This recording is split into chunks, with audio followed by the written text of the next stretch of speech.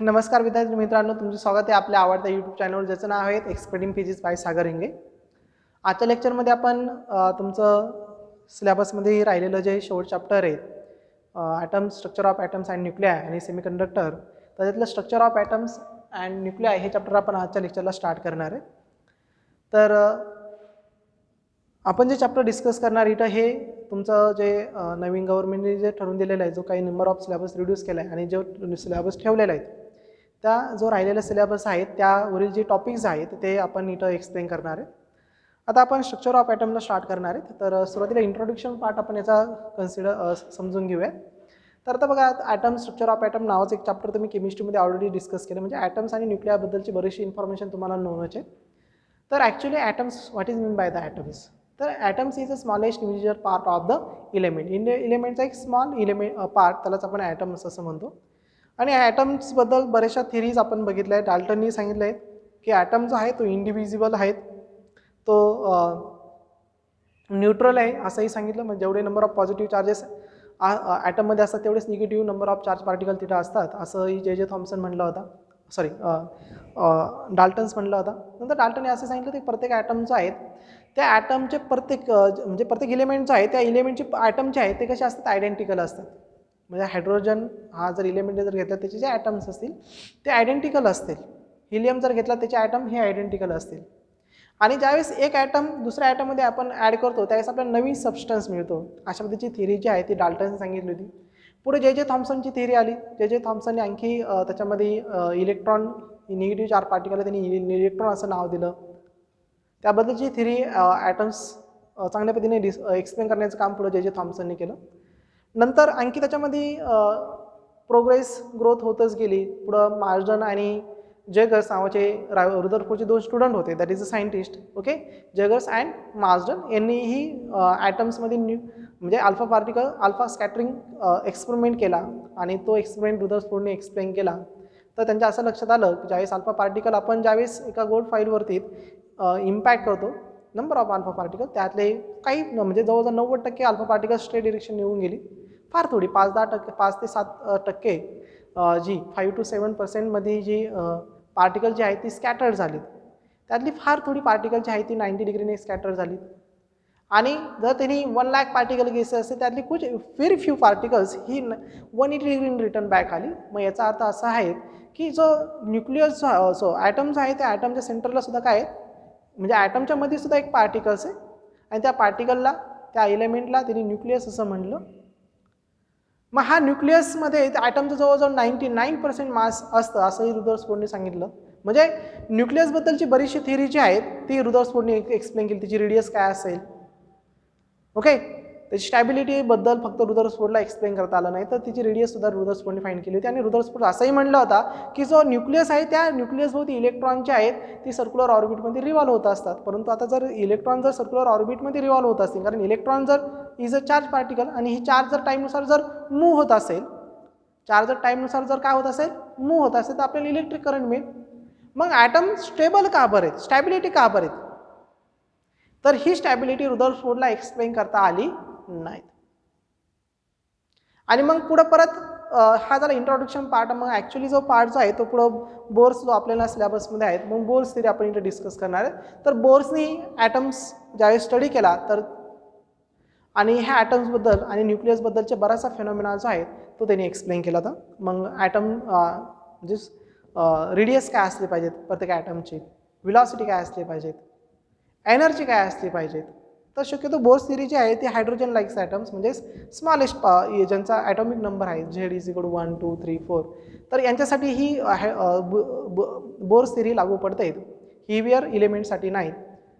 तर बोर्सनी मग ही जी थिअरी जी आहे ॲटम, स्ट्रक्चर ऑफ ॲटम, हा जो आहे तो 3 पॉस्युलेटमध्ये कन्वर्ट केला आणि त्या 3 पॉस्युलेटनुसार त्यांनी त्याची एनर्जी, त्याची व्हेलॉसिटी, त्याची रेडियस फाइंड आउट करण्याचा प्रयत्न केला.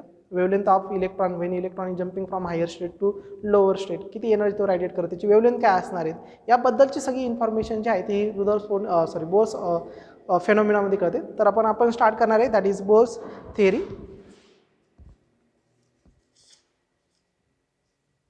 तर आपण म्हणणार Bohr's atomic model. Bohr's atomic model Bohr's atomic model.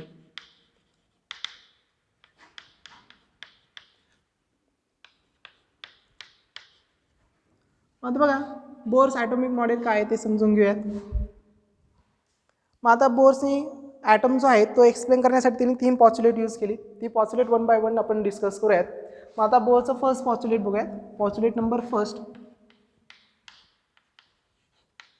पॉच्युलेट number 1.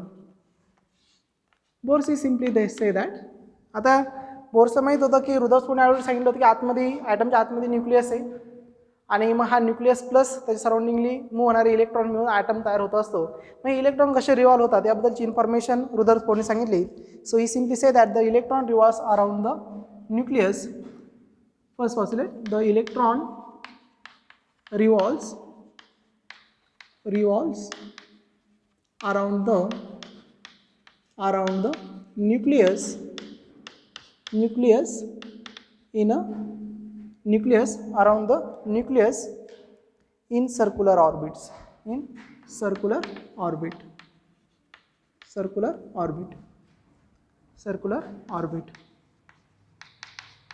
So Bohr is simply say that जे इलेक्ट्रॉन ॲटम्समध्ये आहेत ती त्या न्यूक्लियस भोवती सर्क्युलर ऑर्बिटमध्ये रिव्हॉल्व होत असतात. कशी रिव्हॉल्व होत असतात?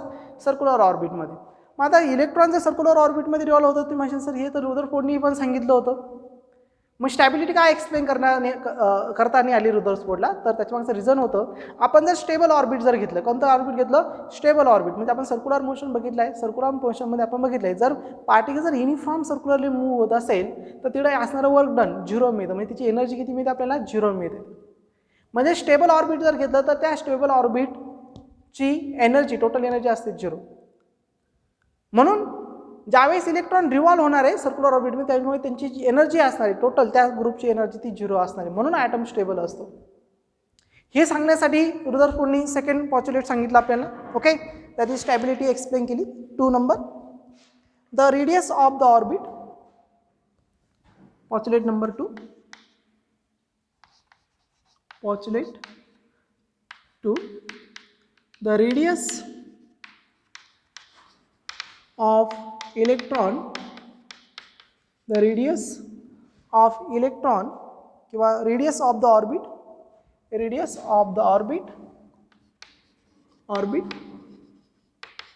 of electron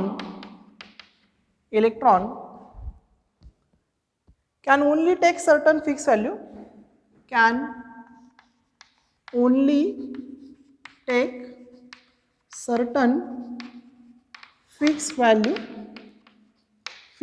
value,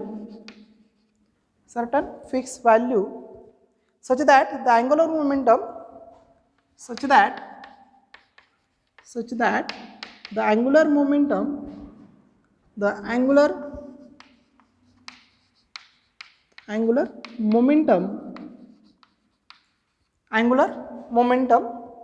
of the electron in this orbit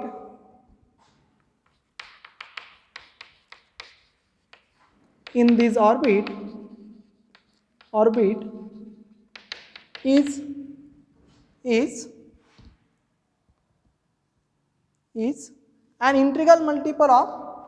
an integral multiple of h upon 2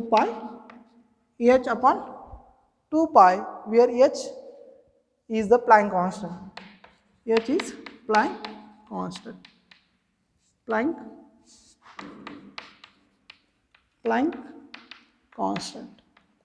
okay, काय म्हणलं बघा सेकंड पॉच्युलेटमध्ये बोर्स काय म्हणते बघा, the radius of the orbit, ज्या सर्क्युलर ऑर्बिटमध्ये इलेक्ट्रॉन रिव्हॉल्व होतात त्या ऑर्बिटची radius of the orbit of electron can only take certain fix value. त्याची एक सर्टन फिक्स व्हॅल्यू की त्याचं अँग्युलर मोमेंटम जे आहे ते angular momentum integral multiple of h upon 2 पाय. h काय आहेत? Plank constant. म्हणजे थोडक्यात काय आहेत तर इलेक्ट्रॉन अशाच ऑर्बिटमध्ये रिव्हॉल्व होतील ज्यांचं अँग्युलर मोमेंटम कॉन्स्टंट आहे. आणि हे अँग्युलर मोमेंटम कॉन्स्टंट म्हणजे किती आहे? nh upon 2 pi, integral multiple of h upon 2 pi. That is angular momentum L is equal to mvr is equal to NH upon 2π. Angular momentum म्हणजेच L म्हणजेच काय MVR is equal to NH upon 2π. आणि N काय इथं principal quantum number आहे. N is principal quantum number of number of orbit. Principal quantum number, quantum number. Okay. आता postulate number 3. पॉच्युलेट 3. तर पॉच्युलेट 3 मध्ये बोर्स काय सांगते ते समजून घ्या आता. तर बघा पहिल्या ऑर्बिटमध्ये सांगितलं की इलेक्ट्रॉन न्यूक्लियस होती कशा पद्धतीने रिव्हॉल्व होतात, तर सर्क्युलर ऑर्बिटमध्ये रिव्हॉल्व होतात. मग इलेक्ट्रॉन कोणत्या सर्क्युलर ऑर्बिटमध्ये रिव्हॉल्व होतील, तर ज्यांचं अँग्युलर मोमेंटम काय आहेत NH अपॉन 2π, म्हणजे त्यांची एनर्जी कशी आहे कॉन्स्टंट आहे. ह्या सेकंड पॉच्युलेटद्वारे त्यांनी ॲटमची स्टॅबिलिटी सांगण्याचा प्रयत्न केला कोणी, बोर्सनी, की एनर्जी कॉन्स्टंट असल्यामुळे ती एनर्जी तिथून रॅडिएट होत नाही, कारण तिथलं अँग्युलर मोमेंटम फिक्स आहे किती ते NH अपॉन 2π. सो आता नंतर इलेक्ट्रॉन ज्यावेळेस हायर ऑर्बिटमधून लोअर ऑर्बिटमध्ये जातील, ज्यावेळेस इलेक्ट्रॉनला एनर्जी मिळाली, इलेक्ट्रॉन ग्राउंड स्टेटमधून हायर स्टेटमध्ये आले, परत हायर स्टेटमधून ज्यावेळेस लोअर स्टेटमध्ये जातील, म्हणजे इलेक्ट्रॉन ट्रान्झिशन करतील, त्यावेळेस ते एनर्जी काय करणार आहेत, रॅडिएट करणार आहे. काय करणार आहे, रॅडिएट करणार आहे. मग ती एनर्जी किती असणार आहे, तर it is a form of photon energy, that is hν एवढी लार्ज एनर्जी असणार. म्हणजे इलेक्ट्रॉन ज्यावेळेस हायर ऑर्बिटमधून लोअर ऑर्बिटमध्ये, हायर ऑर्बिटमधून लोअर ऑर्बिटमध्ये ट्रान्सफर होतील, म्हणजे इलेक्ट्रॉनचं ज्यावेळेस ट्रान्झिशन होईल त्यावेळेस ते एनर्जी रॅडिएट करतील. काय करतील, एनर्जी रॅडिएट करेल. Okay. So simple, an electron can make transition, an electron can make a transition, can make a transition from one of its orbit, from one of its orbit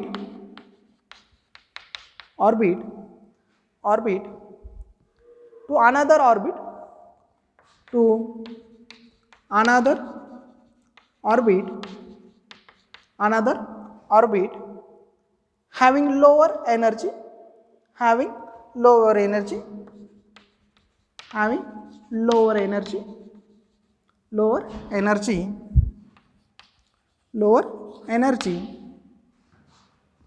in doing so it emits the photon of energy, in doing so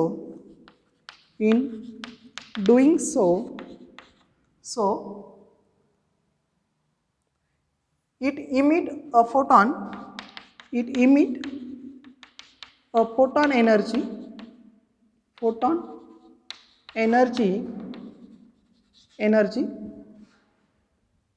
equal to the difference of its energy, equal to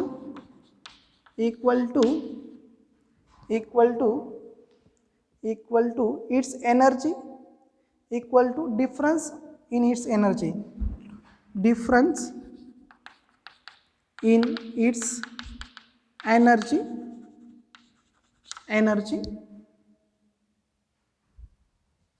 in the two orbit, simple. काय सांगता यायचं बघा त्याला third मध्ये, ज्यावेळेस electron समजा ही higher state आहे, आता इथं आपण एम स्टेट घेऊया, एम स्टेट काय आपली हायर स्टेट आहे आणि EN काय आहे लोअर स्टेट आहे. ज्यावेळेस इलेक्ट्रॉन हायर स्टेटमधून लोअर स्टेटमध्ये येणार आहे, इलेक्ट्रॉन कुठून कुठं ट्रान्झिशन करणार आहे, हायर स्टेटमधून लोअर स्टेटकडे ट्रान्झिशन करणार आहे, त्यावेळेस तो काय करणार आहे, एनर्जी राईट करणार आहे. ओके. आणि किती एनर्जी राईट करेल तो, hν एवढी एनर्जी रॅडिएट करेल. काय करेल, एनर्जी रॅडिएट करेल. किती एनर्जी रॅडिएट करेल, hν, that is photon energy. आणि ही एनर्जी म्हणजे काय असणार आहे, त्या दोन एनर्जीचा म्हणजे दोन ऑर्बिटचा energy difference, that is EM minus EN. Okay. So simple, higher energy minus lower energy is equal to the hν एवढी एनर्जी तो काय करेल, ट्रान्सफर करेल. So this is a Rutherford third postulate. मग रुदरफोर्डने थर्ड पॉच्युलेटमध्ये असं सांगितलं, ज्यावेळेस इलेक्ट्रॉन हायर ऑर्बिटमधून लोअर ऑर्बिटमध्ये ट्रान्सफर होतील त्यावेळेस ते एनर्जी ट्रान्सफर करतील, आणि ही एनर्जी कशाच्या फॉर्ममध्ये असणार आहे, तर फोटॉन एनर्जीच्या फॉर्ममध्ये असणार आहे. आणि ही एनर्जी म्हणजे काय, त्या दोन ऑर्बिटचा difference. Okay. So this is a Rutherford's first postulate first second and third. परत एकदा सांगतोय बघा. रुदरनी फर्स्ट पॉस्टुलेटमध्ये आज सांगितलं की इलेक्ट्रॉन ज्यावेळेस न्यूक्लियसमधले किंवा एखाद्या ॲटममधले जे इलेक्ट्रॉन आहे ते न्यूक्लियसभोवती सर्क्युलर ऑर्बिटमध्ये रिव्हॉल्व होतील. हे इलेक्ट्रॉन अशाच ऑर्बिटमध्ये रिव्हॉल्व होतील. त्यांची एनर्जी फिक्स आहे. त्यांची एनर्जी काय फिक्स आहे. ओके, म्हणून तिला काय होत नाही, एनर्जी ते रॅडिएट करत नाही. अशाच फिक्स एनर्जी, ज्याची एनर्जी फिक्स आहे त्याच पाथमध्ये काय होत राहतील, ते मूव्ह होत राहतील. म्हणजे कोणत्या प्रकारची एनर्जी रॅडिएट करणार नाही. परंतु ज्यावेळेस इलेक्ट्रॉन हायर ऑर्बिटमध्ये जाणार आहे, पॉस्टुलेट नंबर 2, लोअर ऑर्बिटमधून हायर ऑर्बिटमध्ये जाणार आहे, त्यावेळेस ते हायर ऑर्बिटमधून ज्यावेळेस लोअर ऑर्बिटमध्ये येतील त्यावेळेस ते काय करतील, फोटॉनच्या टर्ममध्ये म्हणजे फोटॉन एनर्जी इतकी एनर्जी काय करतील, रॅडिएट करेल. आणि ती फोटॉन एनर्जी म्हणजे काय, त्या दोन ऑर्बिटचा डिफरन्स, दोन ऑर्बिटच्या एनर्जीचा difference. This is a Bohr's postulate. मग आता आपल्याला इथं पहिला पार्ट जो आहे या पॉस्टुलेटचा यूज करून रेडिया ऑफ द ऑर्बिट आपल्याला फाइंड करायचा आहे. मग रेडियस ऑफ ऑर्बिट म्हणजे इलेक्ट्रॉन ज्या ऑर्बिटमध्ये रिव्हॉल्व होतात तिची रेडियस काय असेल, हा पार्ट आपण इथं कॅल्क्युलेट करायचा आहे की इलेक्ट्रॉन ज्या ऑर्बिटमध्ये रिव्हॉल्व होत आहे तिची रेडियस काय असेल.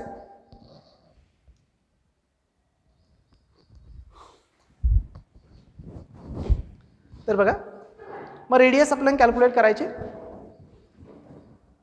तर अकॉर्डिंग टू पॉस्टुलेट फर्स्ट म्हणून मी अकॉर्डिंग टू पॉस्टुलेट फर्स्ट मग पहिल्या पॉस्टुलेटमध्ये काय सांगितलं, electron revolve in a circular orbit around the nucleus. मग आपण समजा हा न्यूक्लियस घेतला.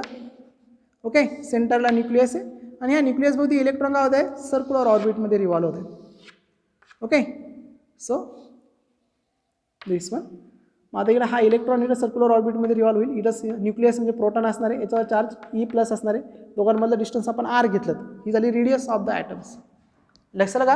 आणि हा इलेक्ट्रॉन इथं काय नाही, सर्क्युलर ऑर्बिटमध्ये रिव्हॉल्व होईल. मग आता तुम्हाला माहिती आहे सर्क्युलर ऑर्बिटमध्ये मूव्ह होण्यासाठी काय आहे, सेंट्रिपिटल फोर्स आहे. आणि ह्या दोन चार्ज पार्टिकलमध्ये काय येणार आहे, इलेक्ट्रोस्टॅटिक्स फोर्स येणार आहे. मग आपण असं म्हणू शकतो that is for circular motion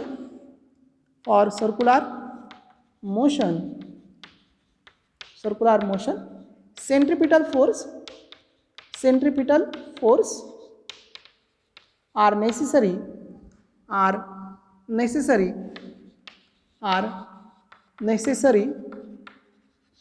which provides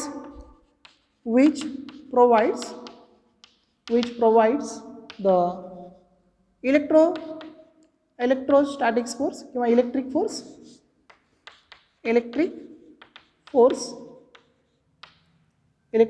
force म्हणजेच काय, ह्या दोन चार्जेसमध्ये असणारा इलेक्ट्रिक फोर्स हा कशा इतका असणार आहे, सेंट्रिपिटल फोर्स इतका. म्हणून हा काय होऊ राहिला, इथं सर्क्युलरली इलेक्ट्रॉन काय होऊ राहिला, रिव्हॉल्व होऊ राहिला. मग आता सर्क्युलरमध्ये सेंट्रिपिटल फोर्स तुम्हाला नोनच आहे. ओके, मग आता सेंट्रिपिटल फोर्स दॅट इज तुम्ही असं म्हणू शकता, that is centripetal force is equal to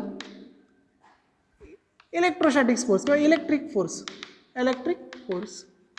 आता सेंट्रिपिटल फोर्स मला माहिती आहे, that is mv² upon r is equal to electric force. आता इलेक्ट्रिक फोर्स काय येईल, सो आपण एक ॲटम घेतला Z, त्याचा atomic number into E² upon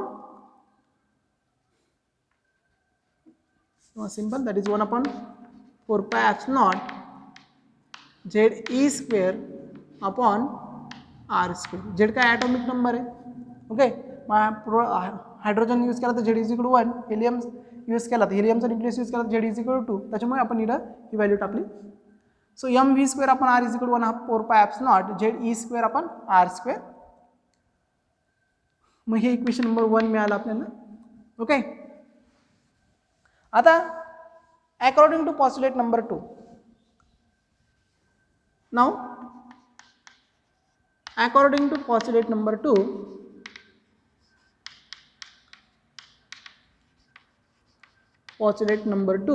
काय म्हणले पॉस्टुलेट नंबर 2 मध्ये, electron revolve those orbit, electron अशाच ऑर्बिटमध्ये रिव्हॉल्व होईल whose angular momentum is integral multiple of nh upon 2π. So L is equal to mvr is equal to nh upon 2π. Okay, so आता आपण हे v साठी right केलं, हे कसं येईल, v is equal to nh upon 2π M R अशा पद्धतीचं इक्वेशन मिळेल आपल्याला. याला इक्वेशन नंबर 3 म्हणूयात. मग असं म्हणूयात की equation 3 put in equation 1. Equation 1 मध्ये ही व्हॅल्यू सबस्टिट्यूट करूयात. आता बघा M upon R at it is M upon R at it is V square. V square म्हणजे काय येईल बघा N square H square upon 4 pi square into M square R square. याची व्हॅल्यू सबस्टिट्यूट केली V square. V square म्हणजे याचा square केला. So N square H square upon 4 pi square M square R square is equal to R H S at it is 1/4 pi epsilon Z E square upon R square. Okay. आता आपण दोन्ही साईडला जर बघितलं तर इथं M M 1 M cancel झाला. आणि आता आपल्याला रेडियस कॅल्क्युलेट करायची. तर आपण काय करणार आहे बघा आर फक्त इकडे 2 आहेत बाकी सगळ्या टर्म तिकडे जाऊन देत. सो इकडे काय शिल्लक राहील बघा 1/r³ 1/r³ इकडे बघा आर इंटू आर काय स्क्वेअर काय झाला r³ आणि हा आर स्क्वेअर इकडे आणला काय होईल आर स्क्वेअर इज इक्वल कोणता आर हा आर इकडे आणला. आता ही सगळी टर्म तिकडे पाठवली म्हणजे काय येईल झेड ई स्क्वेअर मल्टिप्लाय. आता हा न्यूमरेटरचा part 4 pi square M square त्याला मल्टिप्लाय होईल 4 pi square 1 M M cancel झालेला आहे. इथे एम शिल्लक राहिला 4 पाय स्क्वेअर एम मल्टिप्लाय होईल डिवाइड बाय इली टर्म ॲट इट इज कोणती 4 pi epsilon 4 pi epsilon at it is याला मल्टिप्लाय काय होणार आहे इली N square H square N square H square. Okay. आता बघा आपल्याला आर कॅल्क्युलेट करायचं त्यावेळेला 1/r इज इक्वल टू आता इथे बघा 1 पाय काय होऊन जाईल कॅन्सल होऊन जाईल 4 4 काय होऊन जाईल कॅन्सल होऊन जाईल. मग आता न्यूमरेटर काय शिल्लक राहिलं Z E square into pi M upon denominator काय शिल्लक राहिलं N square H square epsilon. म्हणजे मॅथ्स म्हणू शकतात. आता याचा रेसिपी घेतला R is equal to N square H square epsilon upon Z E square pi M. Okay. Z E square pi M आणि हेच आपण अशा पद्धतीने राईट करू शकतो. That is radius of N the orbit R N is equal to N square H square epsilon upon pi M Z E square.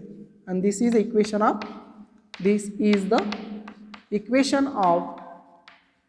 radius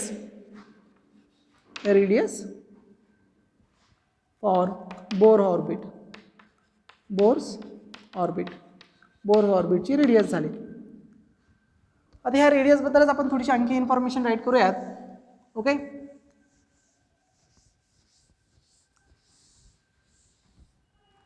तर बघा R N is equal तुम्हाला मिळाला N square H square epsilon upon pi M E mass of electron घेणार ना Z E square. आता Z आणि N सरले तर बाकी सगळे कॉन्स्टंट आहे. मग आर एन इज इक्वल आपण असं राईट करू शकतो that is H square epsilon upon pi M E square pi म्हणजे मास पाय एम ई म्हणजे mass of electron into E charge of magnitude of charge electron into N square upon Z. बघा आता ही जी term आहे ती तुम्ही calculate जर केली एचची value Planck constant value substitute केली ॲप्सिलॉनची व्हॅल्यू सबस्टिट्यूट केली पायची व्हॅल्यू सबस्टिट्यूट केली मास ऑफ इलेक्ट्रॉन सबस्टिट्यूट केला आणि चार्ज ऑफ इलेक्ट्रॉन सबस्टिट्यूट केला तर आपल्याला ही व्हॅल्यू जी मिळेल ती किती मिळेल ती बघा आर एन इज इक्वल किंवा ह्याच व्हॅल्यूला म्हणलं जातं विअर किंवा आपण आर एन इज इक्वल असं राईट करूया that is A not into N square upon Z आणि ए नॉटलाच म्हणलं तर Bohr radius A not is equal to H square epsilon upon pi M E square is equal to 0.53 angstrom that is equal to 0.053 nanometre आणि यालाच म्हणलं तर Bohr radius. काय म्हणलं तर Bohr's radius. Bohr's radius.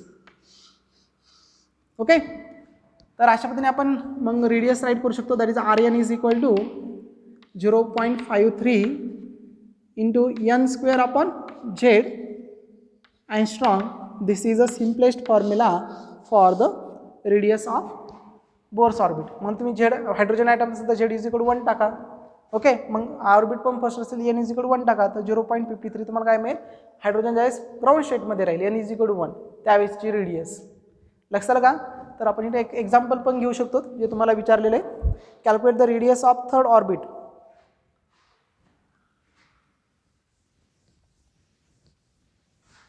Problem पण घेऊयात. Problem विचारला आहे त्यांनी आपल्याला. calculate the radius of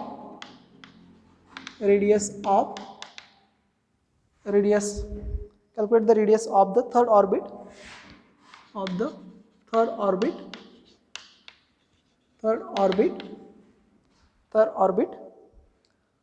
of the electron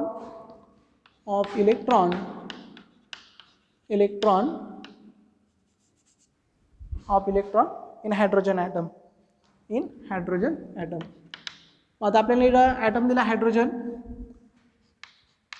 item. Solution काय काय गिवन दिले आहे बघा. आता हायड्रोजन ॲटम आहे म्हणजे झेडची व्हॅल्यू किती असणार, ॲटॉमिक नंबर याचा 1 असणार. नंतर ऑर्बिट थर्ड सांगितलं म्हणजे एनची व्हॅल्यू किती सांगितली 3 आणि कॅल्क्युलेट करायचं आपल्याला आर. सो आरचा फॉर्म्युला आपल्याकडं R is equal to A not into N square upon Z. So R for third orbit, so A नॉटची व्हॅल्यू 0.53 अँगस्ट्रॉम इंटू एन किती 3चा स्क्वेअर डिवाइड बाय झेड किती 1 म्हणजे काय येईल 9 इंटू 0.53 अँगस्ट्रॉम म्हणजेच किती होईल 27 to 47404 म्हणजे 4.77 angstrom. This is the radius of third orbit of electron in hydrogen atom. म्हणजे हायड्रोजन इलेक्ट्रॉन ज्यावेळेस हायड्रोजनच्या थर्ड ऑर्बिटमध्ये रिव्हॉल्व होईल त्यावेळेस तिची रेडियस काय असेल R3 is equal to 4.77 angstrom. Angstrom म्हणजेच काय 10⁻⁻10 मीटर. सो अशा पद्धतीचे प्रॉब्लेम तुम्हाला एक्झामला विचारले जातील. तर इथं रेडियसचा फॉर्म्युला आपण आज डिस्कस केलं. That is radius of Bohr's orbit RN is equal to N square H square epsilon naught upon pi M into Z E square. Okay, तर हा फॉर्म्युला मिळाला तुम्हाला रेडियससाठी. आता आपल्याला velocity of Bohr's orbit calculate करायची. काय फाइंड करायची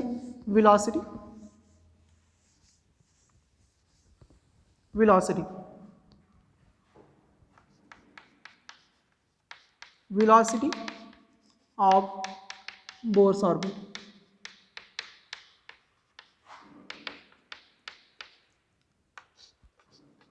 परत अकॉर्डिंग टू आता याला काहीतरी इक्वेशन आपण म्हणणार किंवा हे आपल्याला माहीत असतं आपण म्हणूयात. आपण असं म्हणूयात according to postulate number 2, according to Bohr's postulate 3, Bohr's third postulate. मग थर्ड पॉच्युलेट नंतर काय म्हणतात आपल्याला that is L is equal to MVR is equal to काय तर NH अपॉन 2π.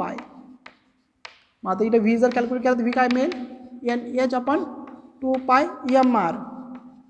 मग आता आपल्याला nth ऑर्बिटची व्हेलॉसिटी फाइंड करायची. So VN is equal to NH upon 2πm into RN.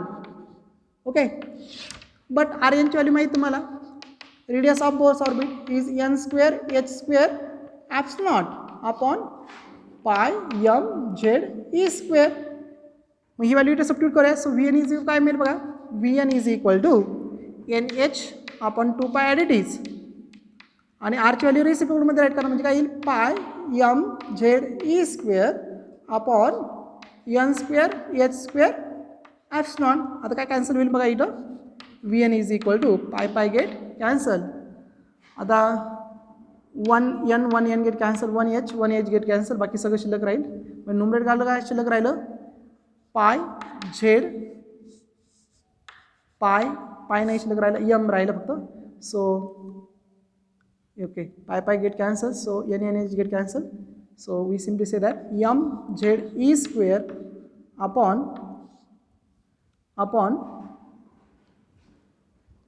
velocity. काहीतरी राहिलं का आपलं इथं?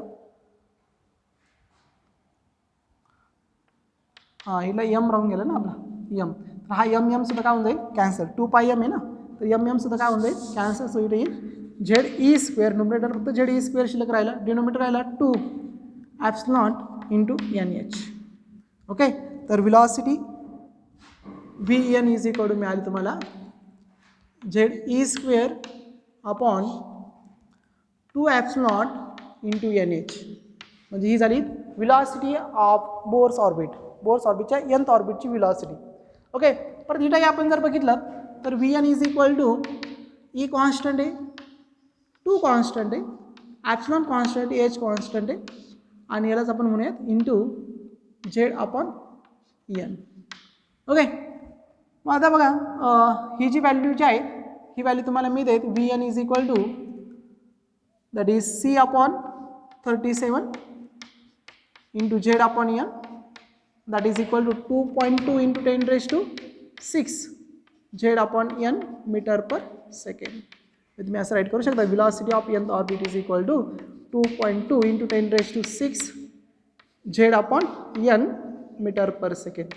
This is a final formula for the velocity, किंवा ते C आपण 137च्या टर्ममध्ये राईट करू शकतो. म्हणजे याची व्हॅल्यू झाली ती since E square upon 2 epsilon H is equal to C upon 137, that is equal to 2.2 into 10 raised to 6 metre per second. Okay, किंवा 6 म्हणजे C मीटर पर सेकंड म्हणजे मीटर पर सेकंड.